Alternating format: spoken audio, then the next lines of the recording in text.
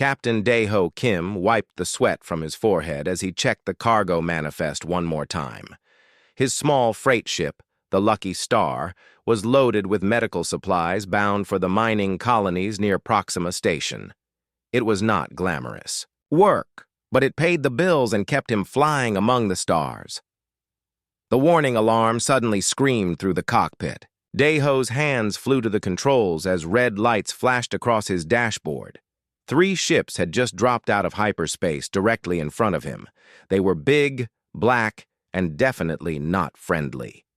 Unknown vessel, cut your engines and prepare. To be boarded, came a harsh voice over the communications system. The voice sounded like gravel being crushed, definitely not human. Dae-ho's heart pounded in his chest. Pirates. He had heard stories about them but never encountered them himself in 5 years of hauling cargo. His small ship had no weapons and barely enough speed to outrun a garbage scow. I repeat, cut your engines or we will disable your ship, the gravelly voice commanded. Dae-ho looked at his sensor readings. The 3 pirate ships were massive compared to his little freighter. Each one could probably swallow the Lucky Star whole. Running was pointless. Fighting was impossible. He had no choice but to comply. Okay, Dae-ho said into his microphone. Engines are powering down. Don't shoot. The largest pirate ship moved closer. It was dark metal with red markings along its hull. Strange symbols were painted near what looked like weapon ports. Dae-ho had never seen anything like it. A tractor. Beam locked onto the Lucky Star and pulled it toward an opening bay in the pirate vessel. Dae-ho watched helplessly as his ship was drawn inside like a fish being reeled in. The bay doors closed behind him with a loud clang that echoed through his hull. Armed figures in strange armor surrounded his ship as soon as it touched down. They moved in formation like trained soldiers, not like the wild pirates he had imagined. Their armor was a mix of metal and what looked like scales. Through their helmet visors, he could see reptilian faces with yellow eyes. The airlock on his ship hissed as it was forced open from the outside. Heavy footsteps clanked on his metal deck plates. Dae-ho raised his hands above his head and stepped out of the cockpit. The lead figure was taller than the others and wore more decorative armor. Red and gold patterns covered the chest piece. When the helmet was removed, Dae-ho saw a lizard-like face with intelligent eyes and rows of sharp teeth. I'm Commander Vel Karn of the Crimson Talon, the creature said in accented but clear English. You are now our prisoner. Look, I'm just a freight hauler, Dae-ho said, trying to keep his voice steady. I don't have much money, but you can have whatever I've got. Commander Vel Karn studied him with those yellow eyes. You are human, yes? Yes. Sir? Interesting. We have heard much about your species, but have captured few of you. Most humans stay in their protected space lanes. 2 of the armored soldiers grabbed Dae-ho by the arms. Their grip was strong enough to bruise. They marched him out of his ship and through corridors that were clearly not built for human comfort. Everything was too tall, too wide, and lit with an orange glow that hurt his eyes. Other crew members watched as they passed. Some looked like the reptilian soldiers, but others were completely different. One group had insect-like features with multiple arms and compound eyes. Another creature seemed to be made of shifting light and energy, barely contained in a transparent suit. What kind of ship is this? Dae-ho wondered aloud. The finest pirate vessel in the Vex Consortium, Commander Vel Karn replied with obvious pride. Home to warriors from 6 different species, all united in our cause. They stopped at a heavy door marked with symbols Dae-ho could not read. The door slid open to reveal a small cell with a single bench and a waste facility that looked like it was designed for creatures very different from humans. Your quarters, Commander Vel Karn said, with what might have been amusement. We will speak again soon, human. The door closed with a solid thunk, leaving Dae-ho alone in the orange-lit cell. He sat on the bench and tried to process what had just happened. Less than an hour ago, he had been a simple cargo hauler with nothing more exciting to worry about than delivery schedules. Now he was a prisoner on an alien pirate ship in the middle of space. He examined his surroundings more carefully. The walls were some kind of metal alloy he did not recognize. The air had a strange smell, like ozone mixed with something organic. The gravity felt slightly heavier than what he was used to. Hours passed. Dae-ho tried to sleep, but the bench was uncomfortable and his mind was racing. What did these pirates want with him? He had heard rumors that some alien species valued humans as slaves because of their adaptability, but he had always assumed those were just stories.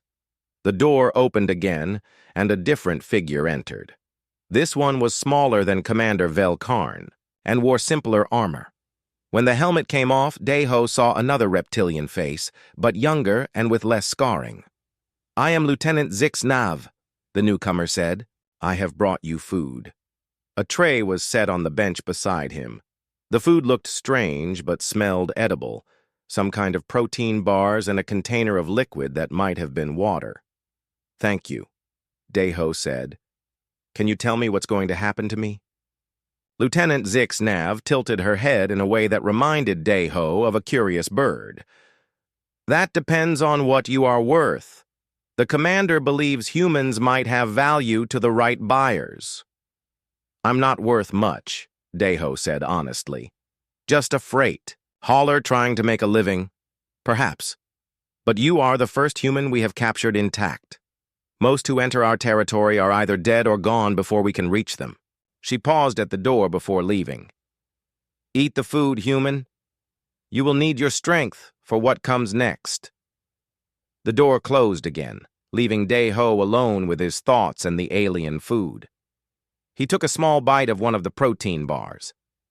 It tasted like chicken mixed with something he could not identify, but it was not terrible. As he ate, Dae-ho began to think about his situation more carefully.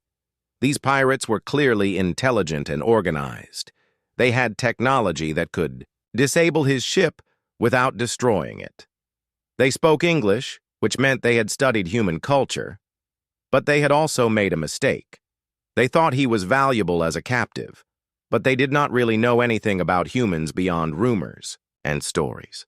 That ignorance might be his only advantage. Dae-ho finished his meal and tried to make himself comfortable on the bench.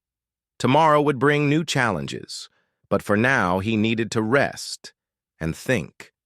Somewhere in this ship full of alien pirates, there had to be an opportunity for survival. He just had to be smart enough to find it. 3 days had passed since Dae-ho's capture aboard the Crimson Talon.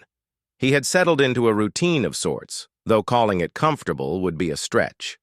The alien food was edible once he got used to the strange textures. The orange lighting still gave him headaches, but he was adapting. Lieutenant Zix-Nav visited him twice each day. At first, these visits seemed like interrogations, but they had gradually become something more like conversations. She was curious about humans in a way that went beyond her duties as a guard. "Tell me about human ships," she said during her morning visit. "Why are they built so differently from ours?" Dae-ho thought about it while chewing one of the protein bars. "We build things to fit our bodies and our way of thinking. Humans like to have backup systems for everything. We don't trust single points of failure." "Single points of failure?" Zix-Nav tilted her head in that bird-like way. "If one system breaks, we want another system that can take over. Like having 2 engines instead of 1, or multiple power sources." Zix-Nav seemed to find this fascinating. She asked more questions about human engineering philosophy, about Earth, and about why humans had spread so far from their home world. Dae-ho answered as best he could, though he wondered why she was so interested. On the 4th day, everything changed. Dae-ho was trying to sleep when alarm sirens began wailing throughout the ship. Emergency lights flashed in patterns that hurt his eyes. He could hear heavy footsteps running in the corridors outside his cell. Then the air stopped moving. At first, Dae-ho thought he was imagining it, but after a few minutes, he was sure. The constant background hum of air circulation fans had gone silent. The air in his small cell was already starting to feel stale and warm. Life support failure. On a ship this size, that could kill hundreds of crew members in less than an hour. The door to his cell slid open and Lieutenant Zixnav rushed in. Her scaled face looked worried, and she was breathing hard. Human. You said your people build backup systems for everything, she said quickly. Yes, that's right. Our main life support has failed. The backup system is not working either. Our engineers say it cannot be repaired in time. Daeho stood up from the bench. What kind of life support system do you have? I do not understand the technical details, but I know it processes air for the entire ship. Without it, we will all suffocate. Can you take me to see it? Zixnav hesitated. You are a prisoner. I cannot allow you to move freely through the ship. Then you'll all die, Daeho said simply. Your choice. She stared at him for a long moment, then spoke into a communication device attached to her armor. There was a brief conversation in a language that sounded like grinding rocks. Finally, she nodded. Commander Velkarn has given permission, but you will be escorted by 4 guards. The engineering section was in chaos when they arrived. Crew members from several different species were working frantically on a massive machine that took up most of the room. Sparks flew from damaged circuits. The smell of burned electronics filled the air. A tall creature made of shifting light approached them. It spoke through a translation device in a voice that sounded like wind chimes. I am Chief Engineer Bull Rix. You are the human prisoner? I'm Daeho. I might be able to help. Help? The light creature flickered with what might have been surprise. You know our systems? No, but I know problem solving. Can you show me what's wrong?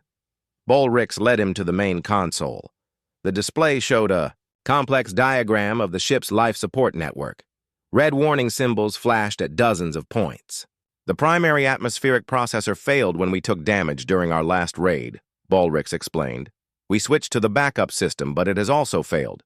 We believe there is a cascade failure in the power distribution network. Daeho studied the diagram. It was unlike any system he had ever seen, but the basic principles were the same as human designs. Air had to be cleaned, oxygenated, and circulated. Power had to flow to make it all work. Your backup system is trying to do the same job as your main system, he said after a few minutes. Of course. That is what a backup system does. But if the main system failed because it was overloaded, then your backup will fail the same way. You need to change how the backup works, not just turn it on. Bullrix's light form pulsed rapidly. Explain. Daeho pointed to sections of the diagram.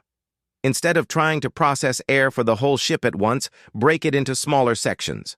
Close off damaged areas and focus on keeping the critical sections alive. Use manual controls instead of the automated system that failed. This would require shutting down life support to non-essential areas, Bullrix said. Better to save half the ship than lose all of it. There was a tense moment as Bullrix considered this. Other engineers gathered around, their various alien faces showing worry and doubt. Then Commander Velkarn's voice came over the ship's communication system. All crew to emergency stations. We have lost life support to decks 7 through 12. Engineering teams implement emergency protocols. Immediately. We have no choice, Bullrix said finally.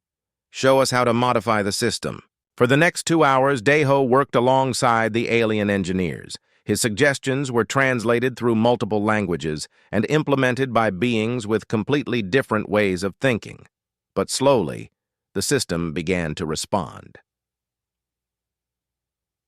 They closed off the damaged sections first, sealing them with emergency barriers. Then they rerouted power from non-essential systems to boost the backup life support. Finally, they switched from automatic to manual control, allowing the crew to adjust airflow based on real-time needs instead of computer programs. When the green lights finally came on across the status board, a cheer went up from the engineering crew. Fresh air began flowing through the vents again. The crisis was over. Commander Velkarn arrived in engineering just as the repairs were completed. He looked at the busy crew, then at Daeho, who was covered in grease and electronic components. The E. Human helped solve this problem? He asked Bolrix. His suggestion saved the ship, the chief engineer replied. His way of thinking about backup systems is very different from ours. More flexible.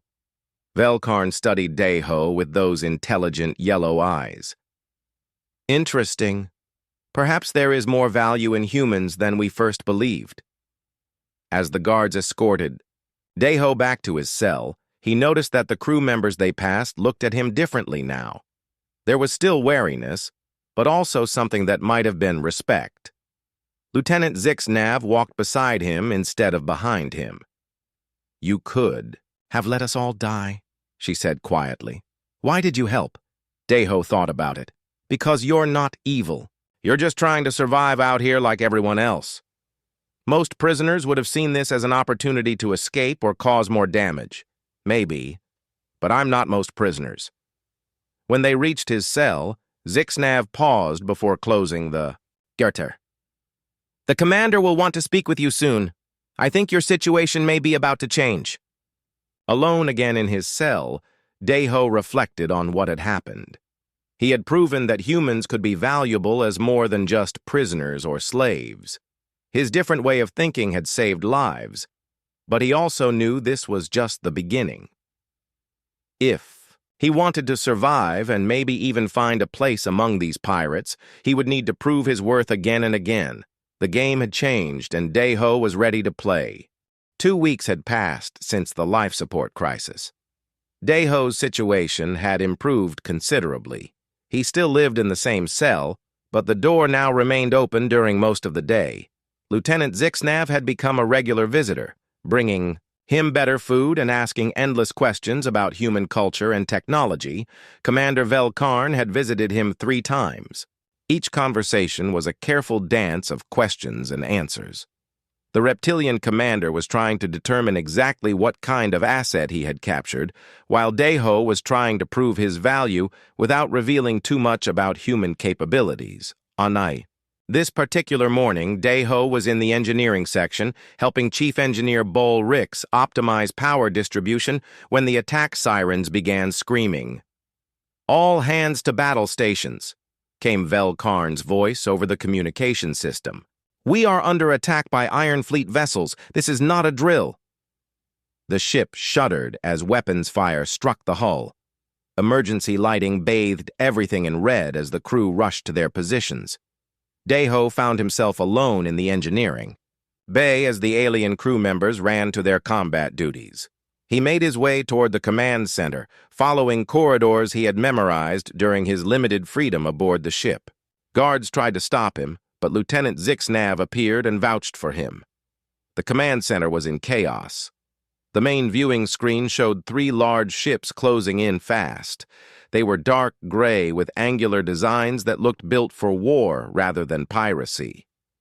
The Iron Fleet had a reputation as the most ruthless pirates in this sector. They have us surrounded, reported the tactical officer, an insect-like creature with compound eyes. Their ships are faster and more heavily armed than ours. Commander, Velkarn studied the tactical display with growing concern. Options? We could try to run, but they will overtake us before we can jump to hyperspace, the tactical officer replied. Our weapons are not powerful enough to fight 3 ships at once. Another impact shook the ship. Sparks flew from damaged consoles. The hull breach alarms began sounding from multiple sections. Dayho stepped forward. Commander, may I make a suggestion? All eyes turned to him. Some of the crew members looked surprised to see the human prisoner in their command center during battle. You have 30 seconds before I order you removed, Velkarn said. Dayho pointed to the tactical display. You're thinking about this wrong. You don't need to fight all 3 ships at once. You need to make them fight each other. Explain quickly. That asteroid field to our left. It's dense enough to hide in, but unstable enough to be dangerous. If you lead them into it and then break formation suddenly, their own weapons fire will destabilize the asteroids. They'll have to choose between chasing you and avoiding the debris. The tactical officer's compound eyes focused on the display.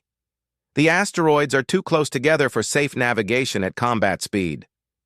Exactly, Dayho said. but humans have a saying. Sometimes you have to take the dangerous path to avoid the deadly one. Commander Velkarn was quiet for a long moment as another blast rocked the ship. Then he turned to his helmsman, a long-armed creature with silver skin. "Set course for the asteroid field, maximum speed." "Sir, that's extremely dangerous," the helmsman protested. "Do it." The Crimson Talon turned sharply and accelerated toward the swirling mass of space rocks.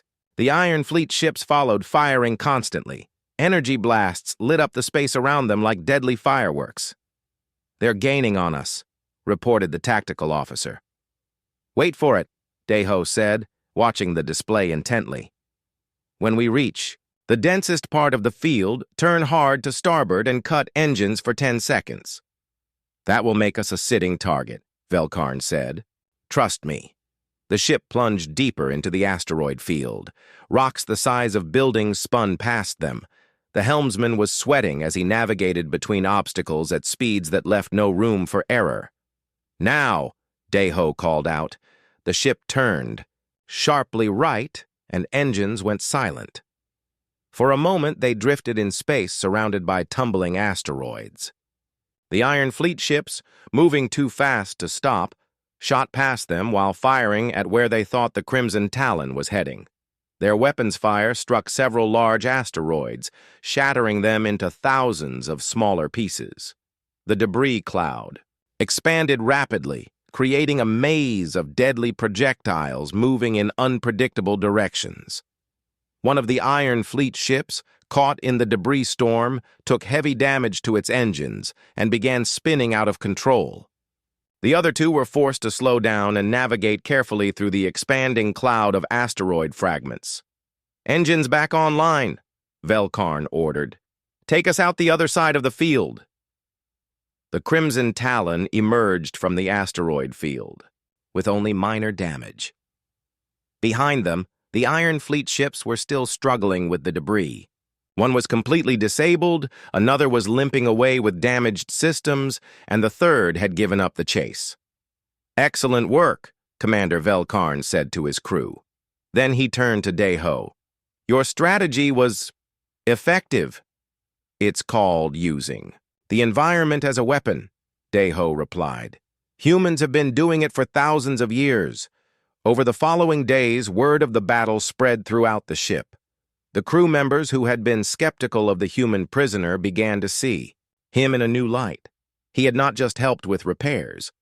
He had helped them win a fight against superior odds. Chief Engineer Bull Ricks invited Deho to work on improving the ship's weapon systems. Intelligence Officer Nextar, one of the hive mind Scrix, began consulting with him on tactical analysis. Even the ship's doctor, a blob-like creature called Med Cole, asked for his opinions on human physiology. Lieutenant Zixnav noticed the change in how others treated him. "You are becoming popular among the crew," she observed during one of their conversations. "I'm just trying to be helpful," Deho said. "It is more than that. You think about problems differently than we do. Your solutions work because they are unexpected." She paused, then asked a question that surprised him. "Do you ever think about escape? About returning to human space?" Deho considered this carefully. In truth, the thought of escape had been constant during his first week aboard the ship. But lately, it had faded. He was finding purpose here among these alien pirates. They respected his abilities and valued his contributions. "Less than I used to," he admitted. "Good. Because Commander Velkarn has been discussing your future with the senior officers. I believe he is considering making you a permanent member of the crew." That night, as Deho lay on his bench thinking about the day's events, he realized that his life had taken an unexpected turn. He had gone from prisoner to valuable crew member in just a few weeks. The pirates who had captured him were becoming something like friends. Commander Velkarn visited him the next morning. "We need to talk, human." "About what?" "About whether you want to remain a prisoner or become something more." Deho sat up straight.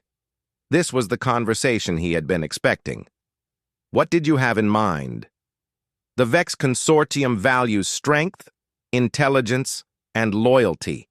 You have shown the first two qualities.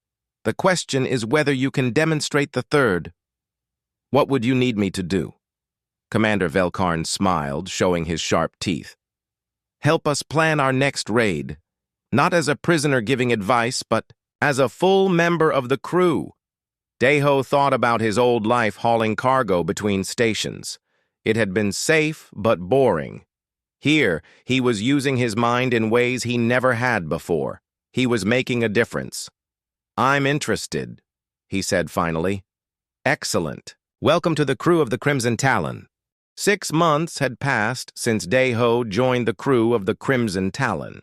His transformation from prisoner to valued crew member was now complete. He wore the dark blue uniform of the Vex Consortium and had his own quarters near the officers' section. More importantly, he had earned the respect and trust of beings from 6 different species. His work had proven invaluable. The raids he helped plan were more successful and less dangerous than before. His understanding of trade routes and cargo schedules, combined with his tactical thinking, had increased their profits by 40%, while reducing casualties to nearly 0. Today, Commander Velkarn had called him to a special meeting in the war room. When Deho arrived, he found the ship's senior officers already gathered around a large holographic display table. These were the members of the Inner Circle, the elite group who made all important decisions for the ship. Lieutenant Zixnav nodded to him as he entered. She had been promoted to executive officer partly based on her successful management of Deho during his transition from prisoner to crew member. Chief Engineer Bol Rix flickered with what passed for a smile among his light-based species. Intelligence Officer Nextar clicked his mandibles in greeting. Deho, please take a seat, Commander Velkarn said, gesturing to an empty chair at the table. The chair was positioned between the other officers, not off to the side where an advisor might sit. Deho sat down and waited to see what this was about. We have received intelligence about a significant opportunity, Velkarn began. A convoy of medical supply ships will be passing through the Kepler Junction in 2 days. The cargo is worth over 50 million credits. The holographic display showed a star system with multiple trade routes converging at a space station. It was one of the busiest shipping lanes in this sector of the galaxy. The convoy has military escort, added Nextar, his insect-like voice buzzing through the translation device. 3 destroyers and a cruiser, standard defensive formation.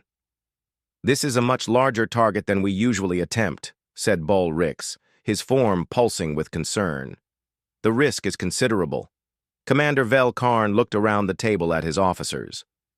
Before we decide whether to attempt this raid, I want each member of the Inner Circle to give their assessment. Deho realized with surprise that he was being included as a full member of the Inner Circle, not just as an advisor. This was a significant promotion and sign of trust. Executive Officer Zixnav spoke first. The profit potential is enormous, but the military escort is formidable. We would need perfect coordination and probably additional ships to succeed. Chief Engineer Bol Rix was next. Our ship is in excellent condition after the recent upgrades, but fighting a cruiser and 3 destroyers simultaneously would push our systems beyond safe limits. Intelligence Officer Nextar clicked thoughtfully. My analysis suggests the convoy route is predictable, but the military escort includes the destroyer Thunderbolt, which has an experienced captain known for aggressive tactics. All eyes turned to Deho. This was his moment to prove he truly belonged in the Inner Circle. The direct approach won't work, he said after studying the display. But what if we don't attack the convoy at all? Explain, Velkarn said. Deho manipulated the holographic controls to highlight different parts of the star system. The medical supplies have to be transferred from the convoy ships to local distributors at Kepler Station. During that transfer, they'll be vulnerable. The station has its own defenses, Zixnav pointed out. Yes, but they're designed to protect the station, not individual cargo transfers. What if we hit them during the transfer process? No military. Escorts, no heavy weapons, just cargo haulers and station security. Nextar's compound eyes focused on the display. The timing would have to be perfect. Too early, and the military escort will still be in range. Too late, and the cargo will be distributed to multiple locations. That's where human patience comes in, Deho said. We wait, we watch, and we strike at exactly the right moment. Commander Velkarn studied the tactical display for several minutes. Finally, he nodded. This approach has merit, but it will require additional resources. We'll need to contact our allies in the consortium. Over the next 24 hours, Deho worked closely with the Inner Circle to refine the plan. They would coordinate with 2 other consortium ships to create a 3-pronged attack on different cargo transfer points simultaneously. The military escort would be too far away to respond in time. The plan worked perfectly. The 3 consortium ships struck Kepler Station's cargo bays at precisely calculated moments. Security forces were overwhelmed by the coordinated attack. By the time military reinforcements arrived, the pirates had disappeared into hyperspace with their prizes. Deho's share of the profits was substantial, but more important was what happened during the celebration afterward. Commander Velkarn stood before the assembled crew and made an announcement. Today's success was possible because we have learned to think beyond our traditional methods, he said. Our human crew member has brought new perspectives that have made us stronger and more successful. He turned to face Deho directly. Therefore, I am officially promoting Strategic Officer Deho to the Inner Circle with full voting privileges and command authority. The crew cheered. Even the usually serious Scrix crew members clicked their approval. Deho felt a warmth he had not experienced since leaving Earth years ago. These beings from different worlds and species had become his family. Later that evening, Lieutenant Zixnav found him in his quarters reviewing tactical reports. She had become his closest friend aboard the ship, the one person who had seen his entire transformation from prisoner to officer. You have come far from the frightened cargo hauler we captured, she said. I wasn't frightened, Deho protested. You were terrified. I could smell your fear when we first brought you aboard. Deho laughed. Okay, maybe a little scared, but you have to admit, things worked out better than either of us expected. Indeed they have, but I must ask you something important. Do you ever regret staying? Do you ever wonder what your life would have been like if you had escaped back to human space? Deho considered the question seriously. His old life seemed very far away now, hauling cargo from station to station, following predictable routes, earning just enough to keep flying. It had been safe, but empty. No regrets, he said finally. Here, I'm part of something bigger. My ideas matter. I'm helping build something new. And what are we building? Zixnav asked. A family, Deho said without hesitation. A group of beings from different worlds who chose to work together instead of against each other. That's rarer than you might think. Zixnav nodded approvingly. Commander Velkarn chose well when he decided to keep you. You have made us all stronger. As she left, Deho returned to his tactical reports, but his mind was on the future. The Vex Consortium was more than just a collection of pirate ships. Under the right leadership, it could become something greater, a force that protected the Outer Rim colonies, provided security for traders, and offered opportunity for beings who didn't fit into the rigid structures of the major galactic powers. The next morning brought news that would test everything they had built. A massive Galactic Defense Coalition task force was being assembled with one goal: eliminate pirate activity in their sector completely. Commander Velkarn called an emergency meeting of the Inner Circle. This changes everything, he said grimly. They're not just targeting individual ships anymore. They want to destroy the entire consortium. How large is this task force? Asked Zixnav. Intelligence reports suggest over 200 ships. Nextar replied. Cruisers, destroyers, fighter squadrons, and at least 3 dreadnoughts. "We cannot fight that many ships," Bulrix said, his light form flickering with anxiety. All eyes turned to Dae-ho. Once again, they were looking to him for a solution that others couldn't see. "You're right," he said. "We can't fight them, but maybe we don't have to." "What do you mean?" Velkarn asked. "Maybe it's time to stop being pirates and start being something else entirely." The Inner Circle meeting had stretched into the early hours of the ship's night cycle. Commander Velkarn had dismissed the other officers, but asked Dae-ho to remain behind. The war room was now empty except for the two of them, the holographic, displays casting strange shadows on the metal walls. "Explain your idea about not being pirates anymore," Velkarn said, settling into his chair with the patience of a predator. Dae-ho stood and activated the tactical display, showing the positions of consortium ships throughout the sector. Red dots marked their locations, scattered across dozens of star systems like drops of blood in space. "The Galactic Defense Coalition sees us as criminals to be eliminated," he began. "But what if they saw us as legitimate business partners instead?" "Business partners?" Velkarn's yellow eyes narrowed. "We are raiders, not merchants." "We're security specialists," Dae-ho corrected. "Think about it. We know every trade route, every weak point, every vulnerable moment in the shipping schedules. We understand the threats out here better than anyone." He manipulated the display to show the Outer Rim territories, where Coalition presence was thin and pirate attacks were common. "The Coalition can't protect everyone. There are hundreds of colonies, mining operations, and trading posts that are basically defenseless.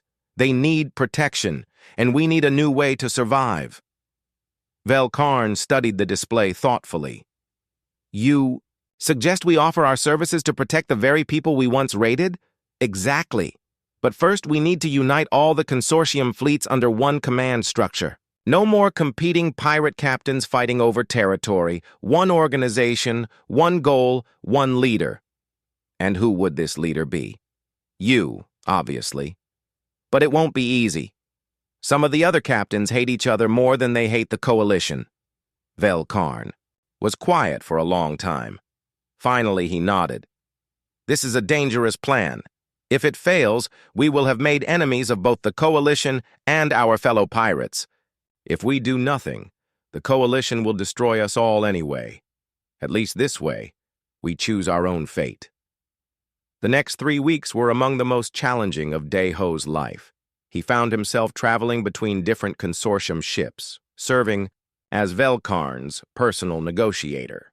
His job was to convince pirate captains who had spent years fighting each other to suddenly work together. The first meeting was with Captain Mordesh of the Blood Hunters, a massive ship crewed entirely by warriors from the Korvax species. Korvax were humanoid but covered in natural armor plates and stood nearly 3 meters tall. Captain Mordesh himself was a scarred veteran who had been raiding merchant ships since before Dae-ho was born. "You want me to work with Velkarn?" Mordesh laughed, a sound like rocks grinding together. "He cost me a fortune when he raided the Altair convoy before I could reach it." "That was 6 months ago," Dae-ho said calmly. "How much have you lost to Coalition forces since then?" "Too much," the captain admitted grudgingly. "And how much more will you lose when their task force arrives?" Dae-ho showed him intelligence reports about the Coalition buildup. 200 ships, including experimental weapons designed specifically to hunt pirates, the largest anti-pirate operation in galactic history.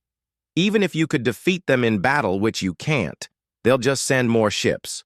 The Coalition has thousands of vessels. You have one. Captain Mordesh studied the reports with growing concern. "What does Velkarn propose?" "Unity. All consortium ships working together as a legitimate security organization. We stop raiding merchants and start protecting them. We become their solution, not their problem." "And give up the raiding life?" "Many of my crew would not accept such a change." "Your crew can still fight," Dae-ho assured him. "There are plenty of real pirates out there who aren't part of the consortium. Protecting merchants means hunting down the ships that threaten them." The negotiation took 12 hours. Captain Mordesh demanded guarantees about territory, profit sharing, and command structure. But eventually, he agreed to attend a general meeting of all consortium captains.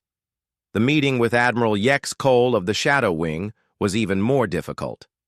The Shadow Wing was the most mysterious of the consortium fleets, specializing in stealth operations and information gathering. Admiral Yex Cole was a member of a species Deho had never encountered before. She appeared to be made of living shadow, constantly shifting between solid and gaseous forms. "Your plan has merit," she said in a voice like whispered secrets. "But it requires trust between captains who have never trusted anyone." "Trust can be built," Deho replied. "Shared danger creates shared purpose." Perhaps. But what of captains? Who refuse to join this alliance? What of those who continue raiding despite the new organization? "They become targets," Deho said simply. "If we're going to be legitimate security providers, we can't allow rogue elements to damage our reputation." Admiral Yex Cole's shadowy form rippled with what might have been amusement. "You would hunt down your former allies who threaten the survival of everyone else?" "Yes." "Interesting. You think like a human, but with the ruthlessness of a Korvac warrior." "I will attend your meeting." The gathering of consortium captains took place in neutral space, aboard a massive cargo hauler that had been converted into a mobile conference center. 47 ships arrived, representing every major pirate organization in the sector. The captains themselves were a diverse collection of beings from dozens of species, united only by their independence and their willingness to live outside galactic law. Commander Velkarn opened the meeting with a simple statement. "The old ways are ending. We can adapt and survive, or remain unchanged and die." What followed was 12 hours of argument, threats, and occasional violence. Several captains walked out. 2 challenged each other to duels. 1 group tried to form their own competing alliance. But Deho's intelligence reports were compelling. The coalition task force was real. It was massive, and it was coming. Every captain in the room knew they couldn't fight it alone. Captain Mordesh spoke for many of them when he said, "I would rather die as a warrior than live as a merchant." "You won't be merchants," Deho responded, standing to address the assembly. "You'll be guardians. The Outer Rim territories are full of colonies that need protection from real pirates, corporate raiders, and alien threats. You'll still fight, still raid, still take prizes. But you'll be hunting legitimate targets instead of innocent merchants." Admiral Yex Cole's shadow form drifted forward. "The human speaks truth. There is honor in protection as well as conquest." The vote was closer than Deho had hoped. 26 captains agreed to join the new organization. 15 voted against. 6 abstained. Commander Velkarn was elected as Supreme Admiral of what they decided to call the Free Traders Alliance. Captain Mordesh became Admiral of the Enforcement Division, responsible for hunting down rogue pirates. Admiral Yex Cole took charge of intelligence operations. Deho found himself with a new title, Grand Strategic Director, responsible for overall planning and coordination between the different fleets. As the meeting ended and the various ships prepared to depart, Lieutenant Zix Nav approached him.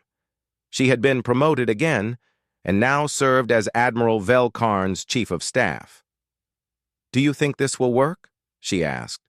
Deho watched the ships dispersing through the viewport, each heading toward their new assignments. Some would establish protective zones around vulnerable colonies. Others would begin hunting the pirate groups that had refused to join the alliance. All of them were taking a tremendous risk based on his plan. "I don't know," he admitted, "but it's our best chance. The old way of doing things was leading nowhere but extinction. And if the coalition doesn't accept our transformation, what if they still see us as pirates to be destroyed? Then we'll have to prove them wrong through our actions. Words are easy. Trust has to be earned." 3 days later, the coalition task force arrived in the sector. 200 ships spread out in battle formation, ready to begin the largest anti-piracy operation in galactic history. They found no pirate ships to fight. Instead, they discovered merchant convoys being escorted by former pirates, mining colonies protected by converted warships, and trade stations offering security services to anyone who needed them. The Free Traders Alliance had been born. Whether it would survive its first encounter with galactic authority remained to be seen. 1 year had passed since the formation of the Free Traders Alliance. The Crimson Talon, now renamed the Freedom's Dawn, served as the flagship of the new organization. Its hull bore fresh markings, the symbol of a rising sun surrounded by stars, representing the dozens of species that had joined their cause. Grand Strategic Director Deho stood in the command center, watching through the main viewport as 3 cargo ships approached under escort. They carried supplies for the New Harmony colony, a mining settlement that had been abandoned by the Galactic Coalition but refused to abandon their homes. "The escort reports no incidents during transit," announced Communications Officer Jinsol, a recent human recruit who had fled Coalition space after her family's trading business was destroyed by bureaucratic corruption. "Excellent," Deho replied. "Have them dock at Bay 7. The colonists are expecting medical supplies and mining equipment." It still amazed him how much had changed. A year ago, those same cargo ships would have been targets for raids. Now they were clients paying for protection services. The transformation from piracy to legitimate security work had not been easy, but it had been successful beyond anyone's expectations. Admiral Velkarn entered the command center, his scaled features showing satisfaction as he reviewed the daily reports.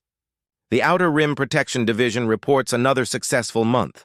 No merchant ships lost to pirate attacks in any of our contracted territories." "What about the Coalition Task Force?" Deho asked. "Still patrolling the inner systems looking for pirates who no longer exist in their traditional form. Admiral Chentak of the Coalition Navy requested another meeting with our leadership. This would be the 4th such meeting." The Coalition was struggling to understand what had happened to the pirate threat they had come to eliminate. They found former pirates providing security services, protecting colonies, and hunting down the remaining criminal organizations that refused to reform. The door slid open and Executive Officer Zixnav entered, followed by Captain Hye-Jin Park, another human recruit who commanded one of their escort frigates. Both looked pleased but tired. "The Integration Council meeting went well," Zixnav reported. 12 more pirate groups have requested to join the alliance. That brings our total fleet strength to 87 ships. "Any problems with the new recruits?" Deho asked. Captain Park answered. "The usual adjustment issues. Some crews are having trouble understanding why we protect merchant ships instead of raiding them, but the profit-sharing system helps. They're making more money than they ever did as traditional pirates." This was true. The Free Traders Alliance charged reasonable fees for their protection services, but they did so on a massive scale. Hundreds of merchant ships, dozens of colonies, and numerous mining operations all paid for security. The profits were shared among all Alliance members based on their contributions and effectiveness. "More importantly," Park continued, "we're building something that will last. My daughter can grow up in a universe where former enemies work together for mutual benefit." Deho nodded approvingly. Captain Park had joined the Alliance after the Coalition seized her trading vessel and imprisoned her husband on false smuggling charges. Her story was similar to those of many human recruits who had fled Coalition oppression. Admiral Velkarn activated the main display, showing a map of Alliance territory. Green zones marked areas under their protection. Blue dots showed friendly shipping routes. Red areas indicated regions still controlled by criminal organizations. "Our success has created new challenges," he said. "Legitimate pirate hunters are requesting our assistance. The Coalition is offering partnership agreements. Even some corporations want to hire us for private security work." "And the response from the criminal organizations?" Deho asked. Intelligence Officer Nextar clicked his mandibles as he entered the conversation. 15 major pirate groups have been eliminated by our enforcement divisions. 7 more have requested negotiations to join the alliance. The remainder have fled to the outer rim where coalition authority is weakest. Good. What about our diplomatic situation? Improving steadily. 17 independent colonies have signed protection agreements with us. The coalition has unofficially recognized our legitimacy, though they refuse to make it official policy. Admiral Vel Karn studied the display thoughtfully. The next phase of our development will require even greater changes. We are becoming too large and too important to remain a simple security organization. What do you mean? Asked Zixnav. I mean we are becoming a government, Velkarn replied. The colonies we protect look to us for more than just security. They want us to mediate disputes, establish trade regulations, and provide services that traditional governments offer. Dayho had been expecting this conversation. The Alliance's success had created responsibilities they had never anticipated. Colonies protected by Alliance fleets were asking for help with civil engineering projects, medical services, and educational programs. Are we ready for that kind of responsibility? Captain Park asked. We have to be, Dayho said. The alternative is abandoning the people who depend on us. Then we need to formalize our structure, Admiral Vel Karn decided. Create departments for different services, establish standardized procedures, and develop long-term policies. Over the following months, the Free Traders Alliance evolved into something unprecedented in galactic history. They were no longer pirates, no longer just a security organization, but a new form of government based on voluntary participation and mutual benefit. Species that had never worked together before found common ground.